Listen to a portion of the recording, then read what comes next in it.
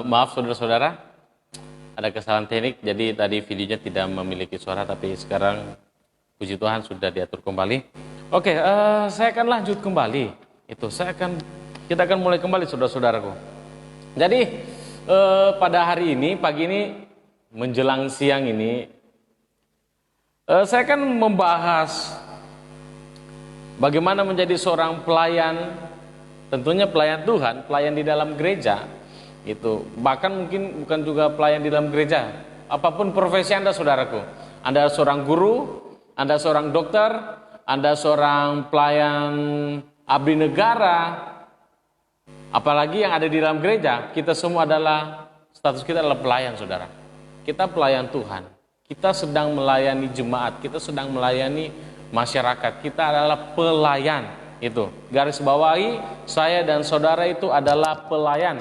Jadi seorang pelayan itu harus memiliki sikap, seorang pelayan harus memiliki hati dan pikiran seorang pelayan. Itu. Seorang pelayan harus memiliki hatinya Tuhan, saudara. Itu. Saudara kalau punya pendapat, punya masukan, kita bisa bertukar pikiran untuk mengenai pelayanan ini. Saya rindu kita semua bisa benar-benar memahami. Kita bisa memahami. Kalau saya mengajak saudara untuk bertanya kepada diri kita masing-masing, kita bertanya, saudara coba tanyakan kepada dirimu, untuk apa sebenarnya Anda melayani? Anda seorang pendeta? Anda seorang pemimpin pujian di dalam gereja? Anda seorang singer, pemain musik, koordinator gereja, koordinator jemaat, ketua komsel, saudara ketua musik, saudara asar, multimedia? Coba tanyakan kepada dirimu hari ini saudara. Selidiki hatimu. Saya pun demikian. Untuk apa sebenarnya Anda melayani? Apa tujuan Anda melayani? Apakah Anda sedang melayani siapa? Anda melayani Tuhan? Atau Anda melayani diri Anda sendiri? Atau Anda sedang melayani pendeta Anda? Kalau Anda berkata seperti ini, saya sedang melayani Tuhan. Dan saya melayani untuk menyenangkan hati Tuhan. Saudaraku, apakah Anda yakin Anda sedang melayani Tuhan? Seberapa yakin Anda bahwa Anda sedang melayani Tuhan? Atau mungkin Anda sedang melayani diri Anda sendiri, saudara? Ada banyak orang yang mau melayani. Kalau kita ajak orang, kita tawarkan seseorang untuk melayani, siapapun saudara, semua orang mau melayani, siapapun. Saya bisa katakan semua orang mau melayani, tetapi tidak semua orang yang punya hati seorang pelayan. Ada banyak orang mau melayani tapi mereka tidak mau jadi pelayan, maunya mereka jadi bos. Itu. Maunya mengatur tapi mereka tidak mau diatur. Mereka maunya menonjolkan diri, ya kan? Menonjolkan diri. Siapa yang paling hebat dalam bermusik? Siapa yang punya skill yang paling mantap? Siapa yang punya suara paling bagus? Siapa yang berprestasi? Kamu sekolah di mana? Kan gitu tanya. Oh, saya sekolah musik. Contoh yang paling di Proskoneo. Oh, kamu sekolah teologi di mana? Kamu gelar apa? Saudaraku, kalau Anda melayani hanya sekedar menonjolkan prestasi saudara, sebenarnya Anda sedang tidak melayani Tuhan. Anda sedang melayani diri Anda sendiri, mencari ketenaran di dalam pelayanan. Saudaraku, mimbar itu bukan panggung. Ketika Anda berdiri di mimbar, Anda sedang tidak melayani diri Anda sendiri. Kita sedang melayani Tuhan. Jadi fokus utama pelayanan kita itu Tuhan, saudara, bukan diri kita. Ini, kalau saya dan Anda tidak punya hati seorang pelayan, tidak punya pikiran seorang pelayan, maka semua yang kita kerjakan itu pasti berantakan. Saya bisa jamin saudara, saya bisa pastikan, kalau kita tidak punya hati Tuhan, kita tidak punya hati dan pikiran seorang pelayan, maka semua yang kita kerjakan dalam pelayanan itu pasti kacau, itu pasti berantakan, pasti kita akan menyakiti hati orang lain saudara. Saya pernah ngomong dengan beberapa orang, katanya gini, saudaraku, saya seorang gembala, saya sedang menggembalakan gereja kecil dengan anak muda. Di jemaat kami dominan itu anak muda semua saudara. Ada yang mengatakan seperti ini, kalau dengan anak muda kita tidak boleh keras. Itu kita tidak boleh keras. Karena nanti kalau mereka keras, kalau kita kerasin mereka, mereka bisa lari. Begini saudaraku, saya di gereja, saya sedang mempersiapkan para pemimpin. Saya mengajar mereka, memuridkan mereka dengan tegas tapi punya kasih. Saya tegas dengan mereka karena saya sedang mencetak para pemimpin, prajurit Kristus, bukan para pecundang. Gitu. Saya sedang mempersiapkan pemimpin-pemimpin muda dengan berkarakter dan berintegritas. Kalau saya lembek, saudara, banyak anak-anak muda hidup di dalam dosa, saudaraku. Kalau kita sebagai pemimpin tidak mau tegur orang yang bersalah, membiarkan, apalagi dalam pelayanan kita pilih kasih, saya jamin pasti semua akan berantakan, saudara. Pasti berantakan. Jadi gini, poin pertama yang saya bagikan kepada kita, untuk menjadi seorang pelayan Tuhan, kita harus punya hatinya Tuhan. Kita harus punya hati dan pikirannya Tuhan, saudara. Kalau tidak, semua yang kita kerjakan pasti berantakan. Apalagi cepat atau lambat, orang yang tidak punya hatinya Tuhan pasti akan berhenti melayani dengan berbagai macam alasan. Dia punya banyak alasan untuk tidak melayani lagi. Injil Yohanes pasal 13 ayat yang pertama sampai ayat yang ke-17, Yesus sedang memberikan teladan kepada kita bahwa seorang pelayan adalah hamba.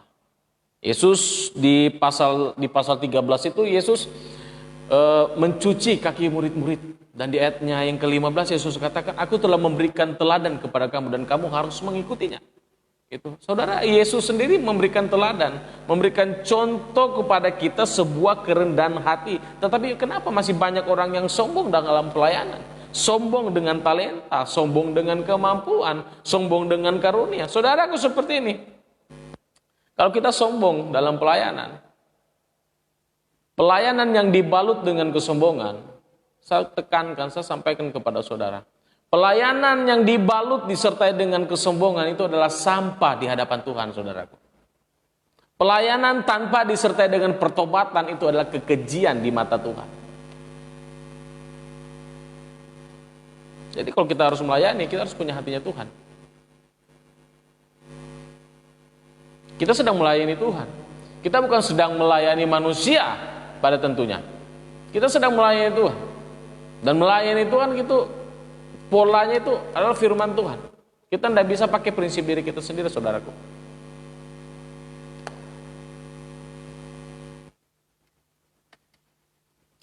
Shalom saudara-saudara yang sudah bergabung.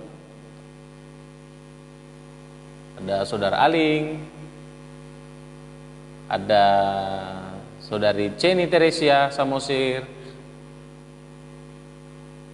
ada Bro Agus Setiawan,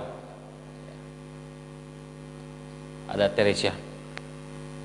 Terima kasih sudah bergabung, saudara. Saya mau kita bisa sama-sama bisa dapat mengerti kenapa kita harus melayani Tuhan, dan kita harus benar-benar memastikan bahwa kita memang benar-benar sedang melayani Tuhan, dan kita bukan sedang melayani diri kita sendiri.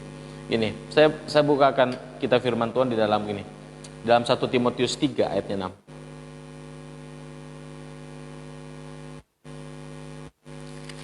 6. 1 Timotius 3, 1 Timotius pasal 3, saudaraku, ayat yang ke-6.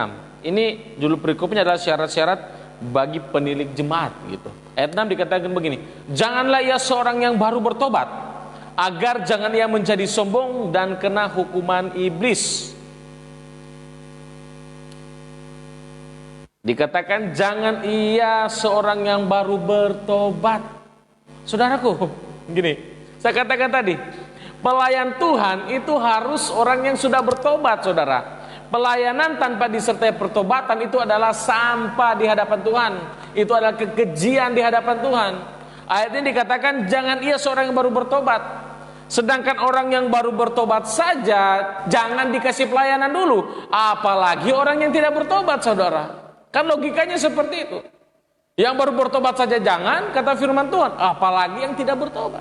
Artinya apalagi yang tidak lahir baru, saudara. Kita sedang melayani Tuhan.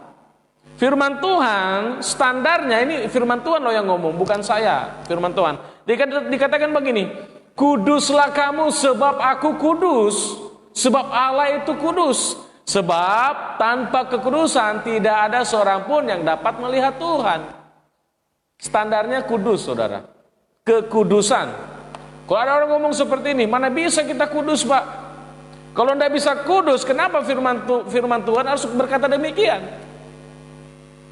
Kalau firman Tuhan menuliskan demikian, artinya Tuhan mampu, Tuhan tahu bahwa kita bisa.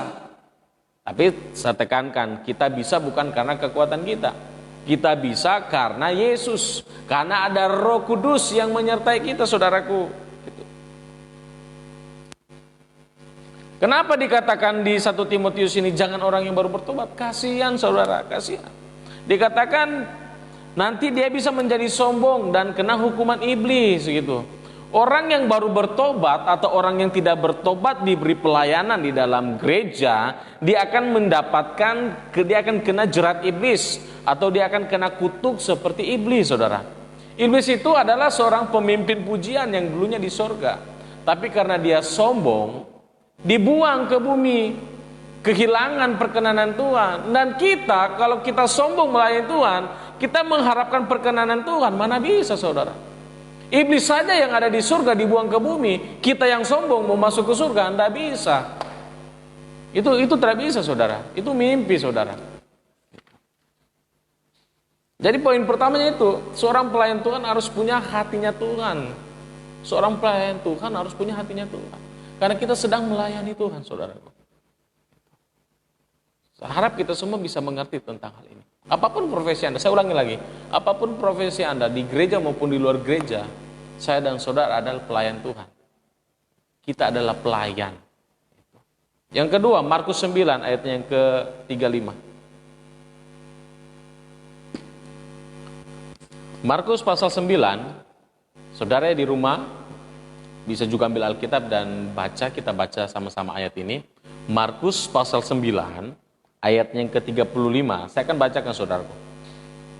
Lalu Yesus duduk dan memanggil ke-12 murid itu. Katanya kepada mereka, jika seseorang ingin menjadi yang terdahulu, hendaklah ia menjadi yang terakhir dari semua dan pelayan dari semua. Perhatikan kata-katanya. Dikatakan, hendaklah dia menjadi pelayan dari semua. Saudara mengerti tentang ayat ini? Pelayan dari semua, artinya gini, kita melayani semua orang tanpa melihat status, tanpa pilih kasih, tanpa melihat status sosialnya. Kita harus melayani semua orang.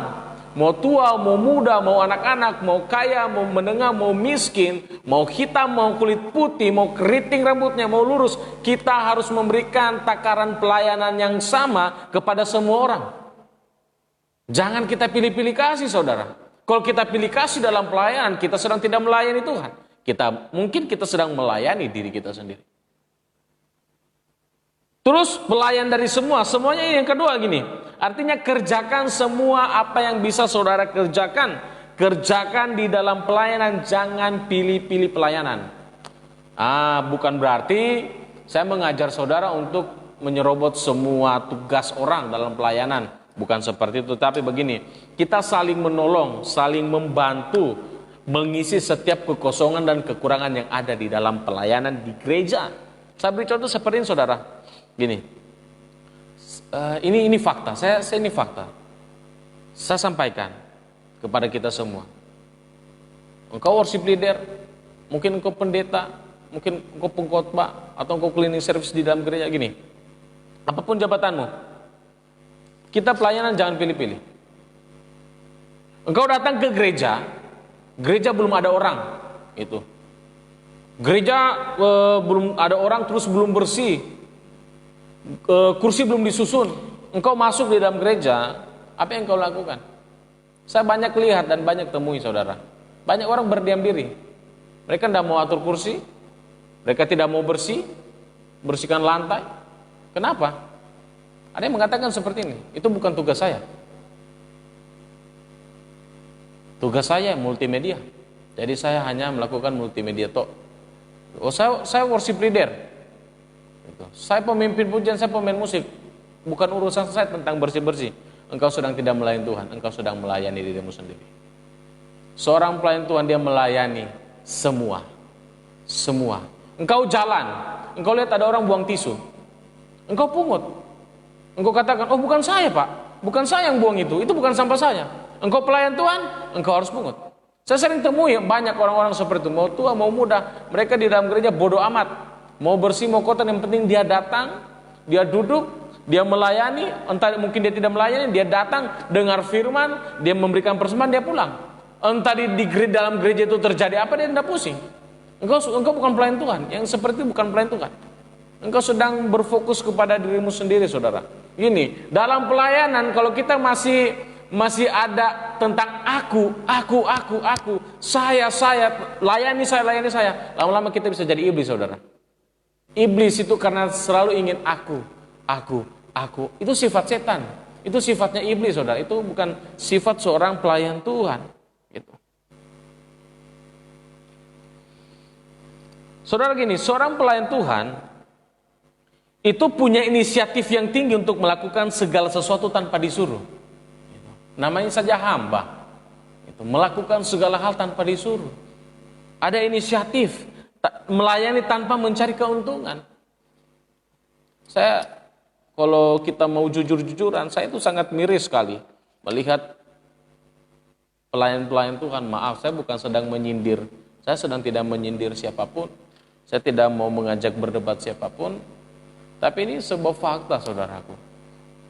Kadang-kala orang kalau sudah punya titel, kadang orang kalau sudah banyak prestasinya, apalagi maaf saya katakan worship leader, cenderung pasti sombong.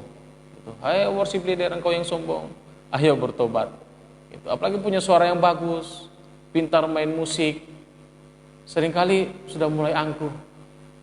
Saya banyak temui hal-hal seperti itu. Saudara, saya kalau di gereja saya, kalau ada orang yang sombong, ingat gini, saya lebih menekankan karakter dibandingkan karunia. Gereja kami senang dengan orang yang berkarunia, tapi saya lebih tertarik dengan orang yang punya karakter. Saya kalau ada orang sombong di dalam gereja saya, pelayan Tuhan, saya suruh turun. Kamu turun, kamu tidak usah melayani, kamu pemuritan dulu. Kalau kamu sudah selesai, goal pemuritan, kamu naik mimbar melayani. Kamu worship leader, kamu musik, kamu bisa bawa firman silakan. Tapi kalau masih ada kesombongan, maaf, kamu turun. Saya tegas, saudara. Dan saya banyak melihat di mana-mana terjadi hal yang seperti itu. Firman Tuhan tadi sudah katakan, 1 Timotius pasal 3 ayat ke-6. Jangan orang yang baru bertobat, apalagi orang yang tidak bertobat. Jangan. Harus bertobat dulu. Bertobat dalam segimana? Kesombongannya itu, saudara.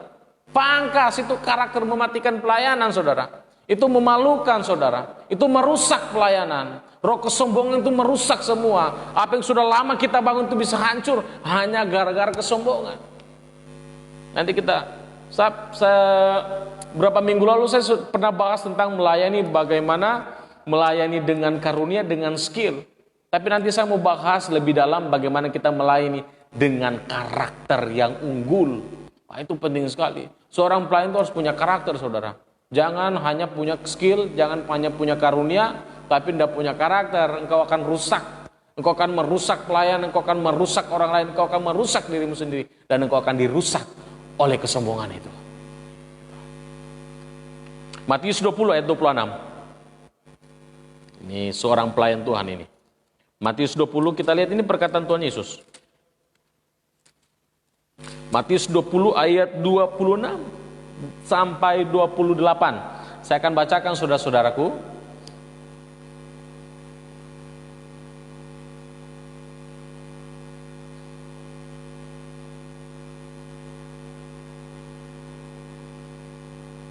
Selamat bergabung Ibu Sarni Tantaji Towengke.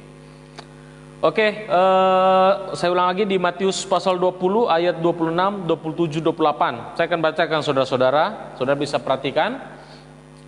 Tidaklah demikian di antara kamu, barang siapa ingin menjadi besar di antara kamu, hendaklah ia menjadi pelayan. Barang siapa mau menjadi besar, engkau harus jadi pelayan.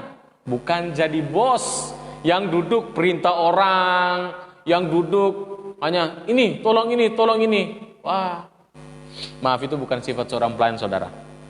Ayat 27. Dan barang siapa ingin menjadi terkemuka, ingin terkenal, ingin dikenal orang, di antara kamu hendaklah ia menjadi hamba. Saudara tahu hamba? Keset. Engkau harus menjadi keset. Saya dan saudara hamba, kita harus menjadi keset. Mau terkenal? Oh, siapa sih yang tidak mau terkenal? Tapi kalau mau terkenal kayaknya kurang pas kalau kita melayani di gereja. Lebih baik jadi artis. Gitu. Jadi kalau mau terkenal ya jadi artis, bukan jadi pelayan Tuhan di gereja. Mungkin kita salah profesi kita kalau mau terkenal di dalam gereja.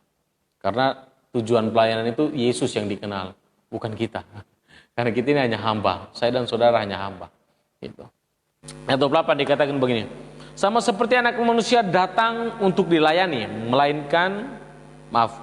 sama seperti anak manusia datang bukan untuk dilayani, melainkan untuk melayani dan untuk memberikan nyawanya menjadi tebusan bagi banyak orang.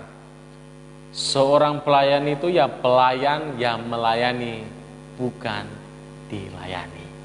Tuh, seorang hamba, seorang pelayan itu melayani, saudaraku.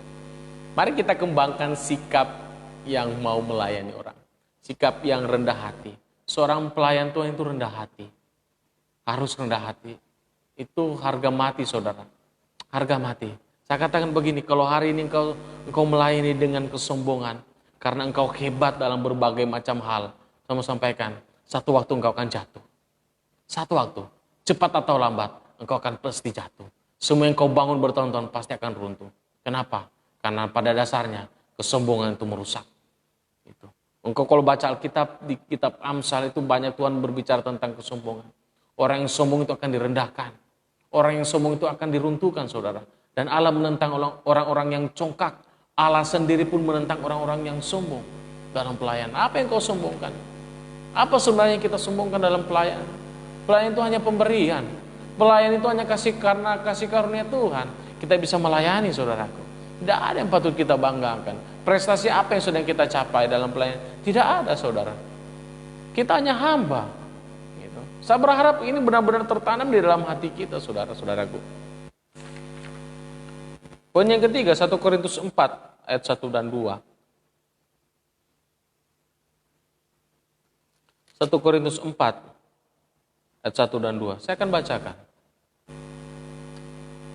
Shalom, selamat bergabung. Yogi, bro, saudara, sahabat, ini teman saya ini, orang Batak, dia ada di Jakarta. Selamat bergabung. Oke, saya lanjut lagi 1 Korintus 4 ayat 1 dan 2. Saya akan bacakan untuk kita saudara-saudaraku. Demikianlah hendaknya orang memandang kami sebagai hamba-hamba Kristus, yang kepadanya dipercayakan, apa saudaraku? Rahasia Allah. Hamba Kristus yang dipercaya Tuhan. Hamba Kristus yang dipercaya. Sudahkah kita menjadi orang yang dipercaya Tuhan, saudara-saudaraku? Nah, kita bisa jawab diri kita sendiri. Terus ayat kedua dikatakan begini, yang akhirnya dituntut. Ada sebuah tuntutan, saudara. Ini sebuah tuntutan untuk Anda, untuk saya, untuk kita semua yang mengatakan bahwa kita ada pelayan Tuhan. Ini kita dituntut, saudaraku. Ada hal yang dituntut dari kita.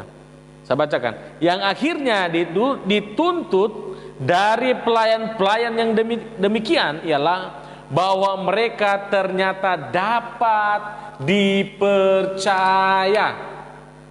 Katakan kepada dirimu, saya dapat dipercaya. Nah, pastikan bahwa kita memang benar-benar bisa dipercaya oleh orang sesama kita, dan terlebih kita dipercaya oleh Tuhan. Kita dipercaya dalam hal apa? Yang pertama begini, saudaraku, kita dipercaya dalam perkataan kita. Wah, seorang pelayan Tuhan jangan suka dusta, saudara. Engkau pelayan Tuhan jangan suka bohong. Engkau pelayan Tuhan, mulutmu jangan kotor. Mulutmu jangan suka keluarkan kata-kata yang tidak baik gitu. Oh, saya banyak melihat hal itu, saudara. Dulu saya seperti itu. Tapi kita berubah. Ini, seorang yang menolak perubahan, maka dia tidak akan pernah bisa maju. Dia menolak perubahan, dia menolak promosi dari Tuhan. Pastikan saya dan saudara kita orang yang mau berubah, dan hari ini kita sudah berubah. Tinggalkan yang lama. Saya banyak melihat saudara-saudaraku, ini fakta di lapangan, ini fakta dalam pelayanan. saya selalu terus menekankan dengan para pelayan-pelayan Tuhan. Jaga mulut saudara. Jaga mulutmu. Saya berapa kali temukan hal yang seperti itu, saudaraku. Kadang hati saya sedih melihat. Kadang saya rasa kasihan dengan orang-orang yang demikian. Mereka habis nyanyi-nyanyi dalam gereja, keluar, mereka kata kurang ajar. Temannya kok dibilang kurang ajar. Adik katakan temannya, kamu setan. Wah, kamu seperti ini, kebun binatang. Kamu pelayan Tuhan. Pelayan Tuhan harus dapat dipercaya loh. Pertama dengan perkataan. Kata-kata itu hati-hati saudara. Itu firman Tuhan katakan, dengan mulut kita dibenarkan, dengan mulut juga kita akan dihukum. Itu. Setiap perkataan yang sia-sia keluar dari mulut kita itu akan kita pertanggungjawabkan. Hati-hati. Kitab Yakobus katakan, mulut kita ini sumber, harus hanya satu sumber, sumber yang manis. Karena tidak ada mata air mengeluarkan dua sumber, yang pahit dan yang manis, saudara. Jaga mulutmu. Mari jaga mulut kita, saudara. Jangan berkata-kata yang kotor. Jangan berkata-kata yang tidak pantas sebagai seorang pelayan Tuhan. Jadi kita harus dapat dipercaya perkataan kita, tingkah laku kita, kasih kita. Ya, itu Timotius katakan itu. Coba saya bukakan dulu ayatnya. Ini bicara tentang karakter saudara. Ini berbicara tentang sikap seorang pelayan Tuhan. 1 Timotius pasal yang keempat ayat ke-12. Jangan seorang pun menganggap engkau rendah. Banyak orang seringkali direndahkan. Orang direndahkan bukan karena dia tidak punya harta, bukan karena dia bodoh, bukan karena dia tidak punya apa-apa, bukan karena dia tidak tahu. Tetapi ini, orang direndahkan karena ini. Karena dia tidak menjadi teladan.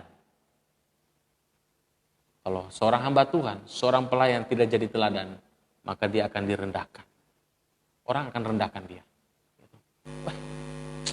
Kita harus berubah, saudara. Kita harus berubah. Saya lanjut baca ini. Jangan seorang pun menganggap engkau rendah karena engkau muda. Jadilah teladan bagi orang-orang percaya. Teladan dalam hal apa? Saya ulangi, dikatakan begini. Teladan dalam perkataanmu. Seorang pelayan Tuhan punya perkataan yang bagus. Bukan hanya sekedar dia ada di dalam gereja, di atas mimbar, tetapi ketika dia keluar gereja, perkataannya tetap sama. Ini berbicara tentang integritas, karakter kita, saudara. Karakter kita, saudara. Terus, apa lagi? Dalam tingkah lakumu, dalam kasih, dalam kesetiaan, dan dalam kesucian.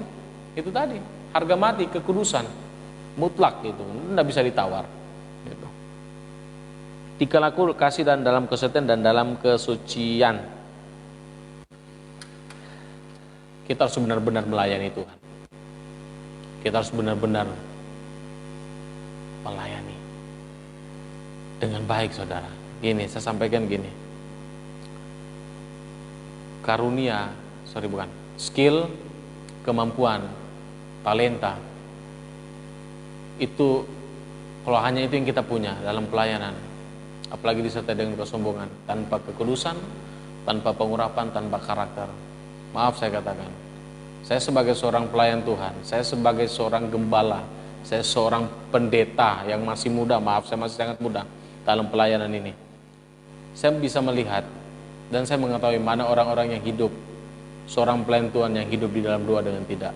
Mana orang yang sungguh-sungguh melayani dengan tidak. Mana orang yang hidup dalam kekudusan. Mana orang yang hidup sebagai penyembah dengan mana yang tidak. Itu kelihatan, saudara. Saudara bisa tahu itu. Kalau hidup bergaul dengan Tuhan, saudara akan tahu mana orang-orang yang benar-benar hidup di dalam pengurapan dan mana yang tidak. Saudara, kalau engkau hanya punya skill, punya talenta, engkau jago musik, engkau punya suara yang bagus, engkau punya prestasi yang bagus dalam pelayanan, maaf saya katakan, kalau itu hanya itu modalmu tanpa hubunganmu dengan Tuhan, apapun yang kau bangun itu akan runtuh. Sekalipun kau berdiri di depan, maaf saya katakan, hadirat Tuhan tidak turun.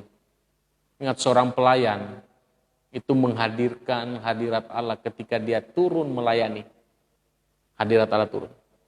Berapa banyak kita yang melayani tapi kering? Berapa banyak sudah berapa tahun kita melayani tapi tidak terjadi apa-apa? Kenapa? Karena kita hanya mengandalkan skill kita. Kita tidak mau bertobat, kita tidak mau berubah, kita tidak mau membangun hubungan kita dengan Tuhan. Kering, saudara, pelayan kering. Dan sering terjadi masalah di dalam pelayanan kalau hanya seperti itu. Kalau kita hanya mengandalkan kemampuan kita, pelayanan itu pasti berantakan. Pasti akan banyak terjadi masalah, kesombongan di dalam pelayanan. Gini saudaraku, kita harus bisa dapat dipercaya Tuhan. Ayat tadi itu bagus sekali di 1 Korintus pasal yang keempat. Dipercayakan rahasia kerajaan Allah. Saudara, hanya orang-orang yang dewasa secara rohani yang bisa dipercaya Tuhan. Hanya orang yang dewasa, garis bawahi saudara itu. Engkau harus dewasa. Hanya orang dewasa yang bisa dipercayakan rahasia kerajaan Allah. Hanya orang yang dewasa secara iman, matang secara iman, orang yang dewasa secara karakter, dia bisa dipercaya oleh Tuhan.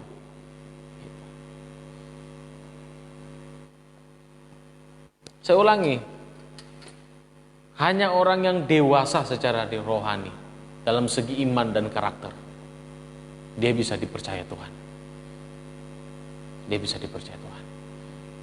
Saudara, tinggalkan sifat kekanak-kanakan yang tidak mau diatur, yang sombong, yang suka tersinggung, yang suka gosip, yang suka cerita orang. Tinggalkan. Itu sifat kekanak-kanakan. Kita harus berpindah kepada dewasa rohani sampai kita masuk ke dalam menjadi bapak rohani, saudaraku. Harus, saudara. Harus itu.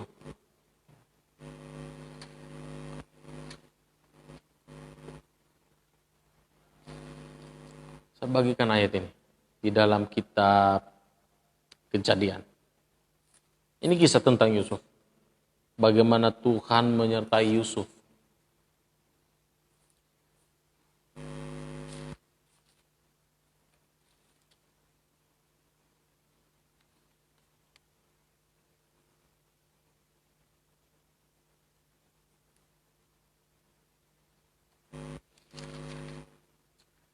Kejadian pasal 39 ayat yang ke-6, tapi bagian B. Ini bicara tentang karakter, saudaraku. Kenapa Yusuf bisa berhasil? Karena dia punya karakter. Firman Tuhan benar-benar mencatat dengan jelas. Dikatakan begini. Kitab Kejadian 39 pasal 39 ayat 6, tapi bagian B. Dikatakan begini, saudaraku. Adapun Yusuf itu manis sikapnya dan elok parasnya. Singkat. Tetapi ini benar-benar menjelaskan tentang siapa Yusuf. Dia mempunyai sikap yang manis. Saudaraku, sudahkah kita punya sikap yang manis? Bagaimana dengan Anda? Bagaimana dengan saya, saudaraku? Yusuf itu manis sikapnya dan elok parasnya. Dia bukan cuma punya skill, saudara. Tapi dia punya sikap. Sikap menentukan segala-galanya. Sikap menentukan pencapaian kita. Satu waktu saya akan bahas lebih dalam tentang karakter ini, saudara. Coba kita mundur di ayat 2. Gini, tetapi Tuhan menyertai Yusuf sehingga ia menjadi seorang yang selalu berhasil dalam pekerjaannya. Maka tinggallah ia di rumah tuannya orang Mesir itu. Setelah dilihat oleh tuannya bahwa Yusuf disertai Tuhan dan bahwa Tuhan membuat berhasil segala sesuatu yang dikerjakannya, maka Yusuf mendapat kasih tuannya dan ia boleh melayani dia. Kepada Yusuf diberikan kuasa atas rumahnya dan segala miliknya diserahkan pada kekuasaan Yusuf. Yang pertama, orang yang punya karakter yang unggul, orang punya sikap yang unggul, dia disertai Tuhan. Dia mendapatkan penyertaan Tuhan, bukan hanya penyertaan Tuhan.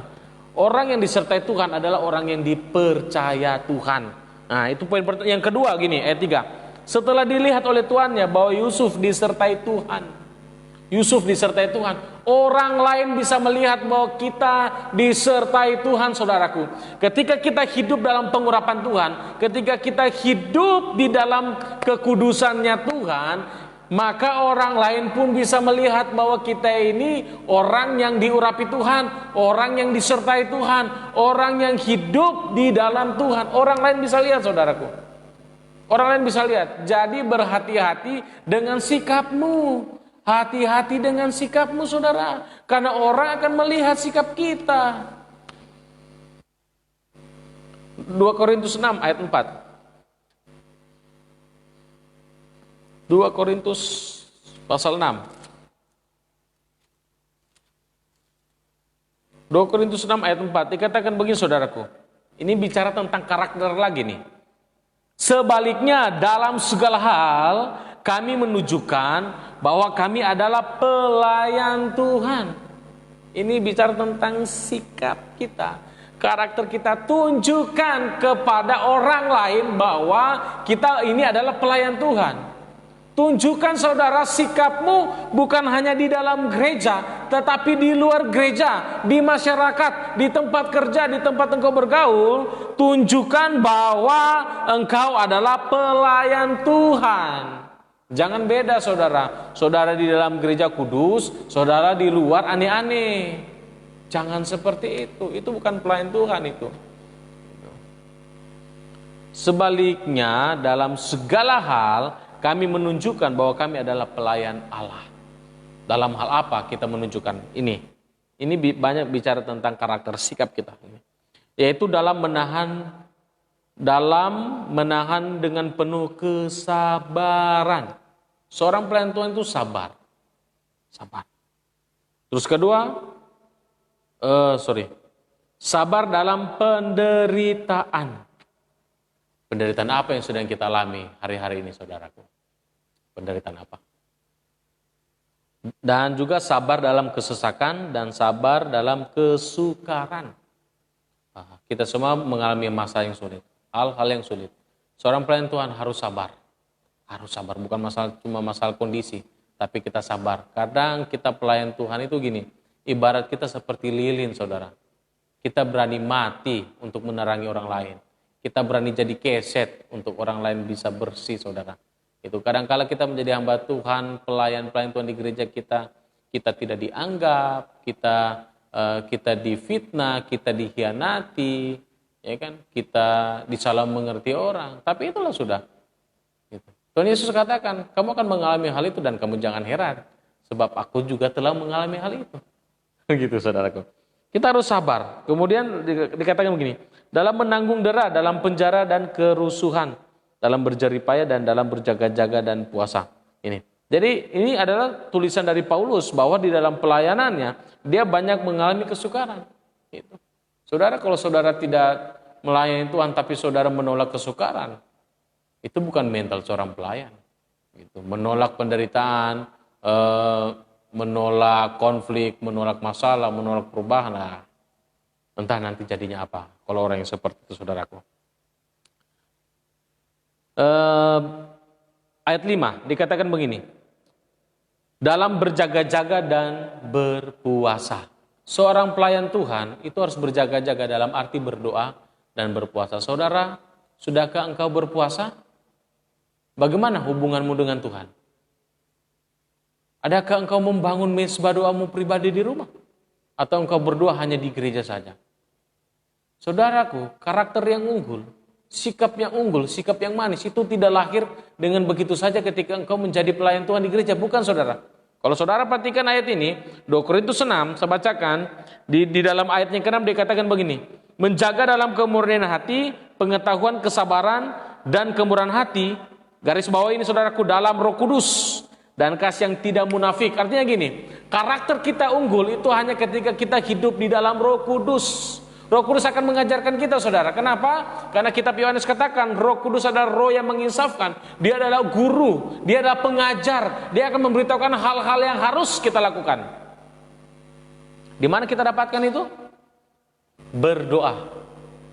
Berdoa. Saudara, kalau engkau pelayan Tuhan, engkau sudah suka berdoa, jangan melayani. Engkau hanya merusak pelayanan. Engkau pelayan Tuhan, engkau worship leader, engkau pengkhotbah, tapi engkau tidak mau pujian penyembahan di rumah, engkau sudah suka menyembah, engkau sudah suka puasa, lebih baik Anda berhenti melayani. Kenapa? Anda sedang melayani diri Anda sendiri. Seorang pelayan Tuhan itu harus berpuasa saudara. Dia harus berjaga-jaga, dia harus berdoa terus. Bangun tidur berdoa, sebelum tidur berdoa, bahkan di saat orang lain tidur dia terbangun di jam 1, jam 2 malam, dia bangun berdoa.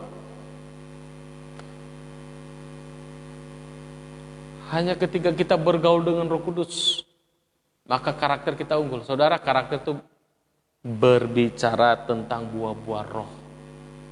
Buah roh dihasilkan itu oleh Roh Kudus ketika kita hidup bergaul dengan Roh Kudus.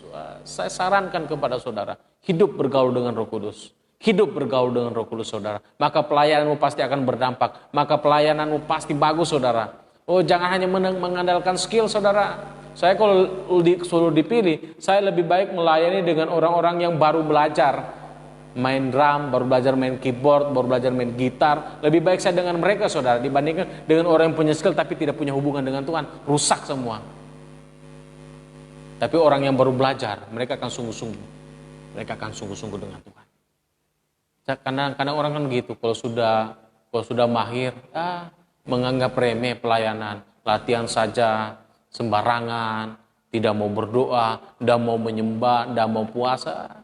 Saya mau sampaikan, tunggu waktunya, satu waktu, semua akan terbongkar, saudara. Bahkan saya sendiri, saya bisa melihat dan mengetahui mana orang yang hidup dalam pengurapan Tuhan dan mana yang tidak. Mana orang yang ketika dia naik di atas dan dia menyanyi, dia menaikkan pujian, kelihatan kok. Orang ini suka menyembah di rumah atau tidak? Kelihatan.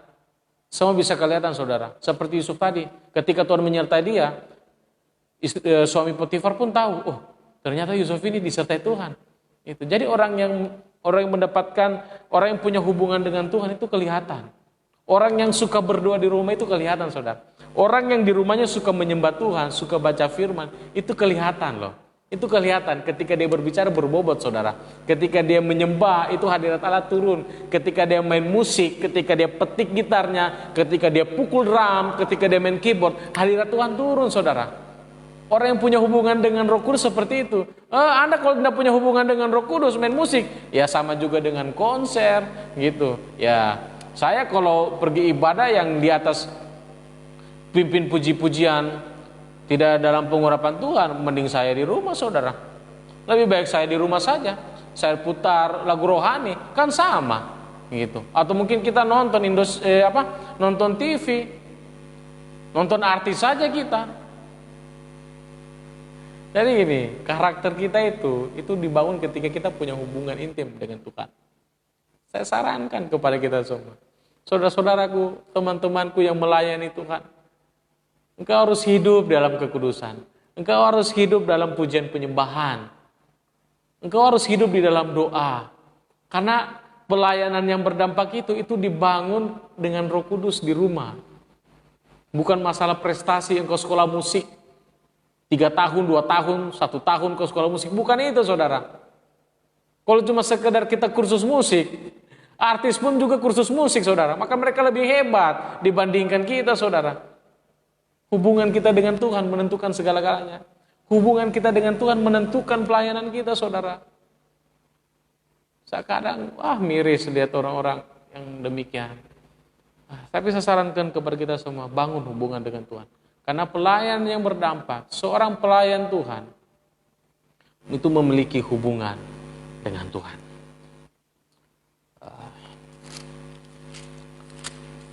Saya bagikan ayat lagi, saudaraku, gini. Yohanes pasal 12 ayatnya ke-26. Yohanes pasal 12 ayat 26. Shalom, Bro Ferdiadi Gopo, selamat bergabung, Tuhan memberkati, salam sehat, selamat bekerja, ya, sedang di tempat kerja mungkin atau di rumah, Tuhan memberkati. Baik, lanjut lagi. Yohanes pasal 12 ayatnya ke-26, saya bacakan untuk kita semua, saudaraku. Barang siapa melayani aku, ini perkataannya Yesus ini perkataannya Tuhan Yesus. Bukan perkataan saya cuma membaca. Saya cuma membaca perkataan Tuhan Yesus yang tertulis di kitab ini. Barang siapa melayani aku, yaitu Yesus, ia harus mengikuti aku.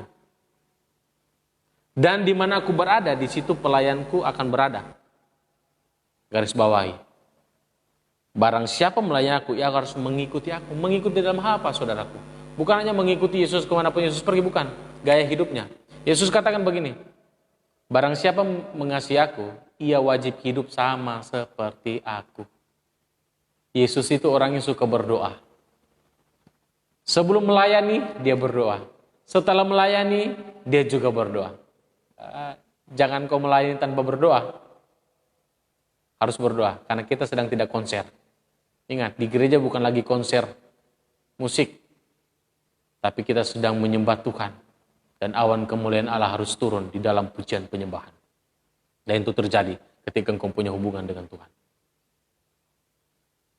Terus dikatakan begini, masih di ayat ke-26. Barang siapa melayani aku, ia dihormati Bapa. Inilah satu penghormatan. Saudaraku, pekerjaan yang paling mulia itu adalah melayani Tuhan.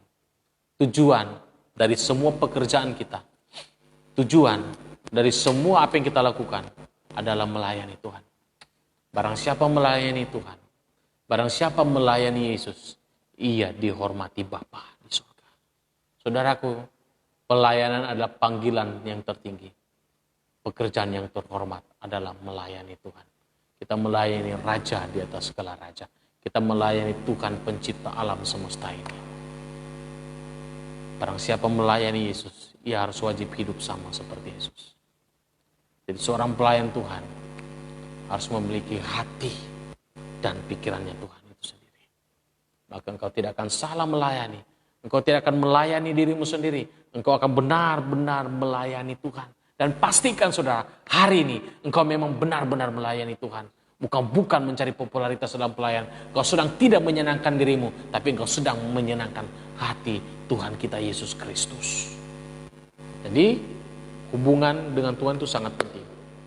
Hubungan dengan Tuhan sangat penting di dalam doa, pujian penyembahan, dan di dalam puasa kita. Saya akan bahas lagi. Mungkin satu waktu saya akan live lagi saudara buat video mengenai kita melayani dengan karakter dan juga pengurapan. Ingat, skill saja tidak cukup. Saya sudah banyak melihat orang main skill tapi hadirat Tuhan tidak turun. Hadirat Tuhan turun ketika engkau punya karakter dan engkau hidup di dalam pengurapan Tuhan. Oke saudara-saudaraku, sampai sini perjumpaan kita. Saya berharap saudara bisa diberkati dengan pesan-pesan Tuhan ini dan saudara bisa bagikan kepada teman-teman saudara, para pelayan-pelayan Tuhan yang lain. Semoga dan saya berharap, saya pastikan saudara diberkati dan semua orang yang mendengarkan ini diberkati Tuhan. Kita menjadi para pelayan-pelayan yang dapat menyenangkan hati Tuhan. Pelayan-pelayan yang bisa dipercaya oleh Tuhan, dipercayakan rahasia Tuhan, dipercaya oleh orang lain dalam perkataan, sikap, dan tindakan, dan dalam tingkah laku kita setiap hari. Engkau harus punya integritas. Di dalam gereja engkau kudus, di luar juga engkau harus hidup kudus. Di dalam gereja engkau penuh kasih, di luar juga engkau penuh kasih. Apa yang kau lakukan di gereja harus tetap sama ketika engkau keluar. Maka Tuhan akan menyertai dan semua orang yang berjumpa dengan engkau akan melihat bahwa engkau orang yang disertai Tuhan. Engkau orang yang diurapi Tuhan. Engkau adalah seorang pelayan yang dapat dipercaya oleh Tuhan. Saya tutup dengan seperti saudara. Tidak perlu engkau menceritakan kepada dunia siapa dirimu. Cukup engkau berjalan dengan Tuhan. Maka Tuhan yang akan memberitahukan kepada seluruh orang bahwa engkau adalah pelayan Tuhan yang dapat dipercaya. Oke saudara-saudaraku, Tuhan memberkati. Sampai jumpa lagi di lain waktu dalam pembahasan yang berbeda. Tuhan memberkati kita semua. Shalom saudaraku.